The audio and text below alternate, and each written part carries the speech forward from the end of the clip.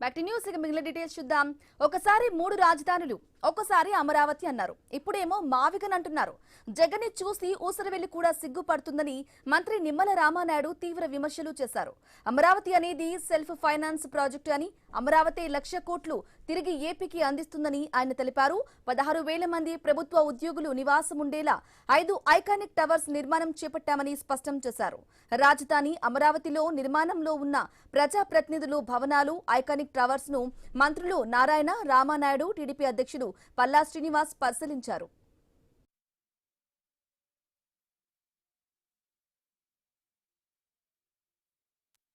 టెక్నాలజీతో, ఎందుకంటే ఎటువంటి భూకంపాలు వచ్చినా ఎటువంటి తుఫాన్లు వచ్చినా కూడా తట్టుకునేటువంటి టెక్నాలజీస్ తోటి ఈ రకంగా ప్రతి బిల్డింగ్ కూడా రూపుదిద్దుకోవడం. ఇప్పుడే మా ఎమ్మెల్సీ బిల్డింగ్ చూసాం, 12 టవర్లు.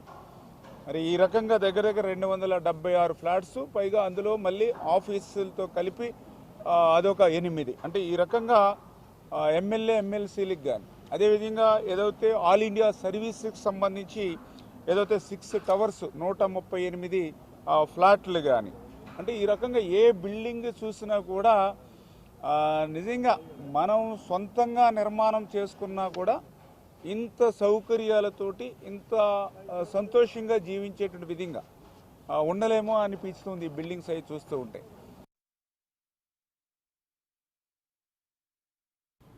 $10.4 ఎకరాల్లో 12 టవర్స్ ఎమ్మెల్యేస్కి, ఎమ్మెల్సీలకి నిర్మాణం చేయడం జరిగింది. ఇవి కంప్లీట్గా పూర్తి అయిపోయినాయి. అలాగే 4.7 ఎకరాల్లో 6 టవర్స్ మన ఐఏఎస్ ఆఫీసర్కి పూర్తి చేయడం జరిగింది. చాలా సంతోషంగా ఉంది. ఇప్పుడు వెళ్ళిన తర్వాత 3,500 చదరపు గజాలతో అడుగులతో ఒక్కొక్క ఫ్లాటు విశాలంగా నిర్మాణం చేయడం చాలా సంతోషం. ఈ సందర్భంగా నేను ముఖ్యమంత్రి గారికి, ఉప ముఖ్యమంత్రి గారికి, నారాయణ గారికి, మా యువ నాయకులు లోకేష్ గారికి, బీజేపీ నాయకత్వానికి నేను ధన్యవాదాలు తెలియజేస్తాను.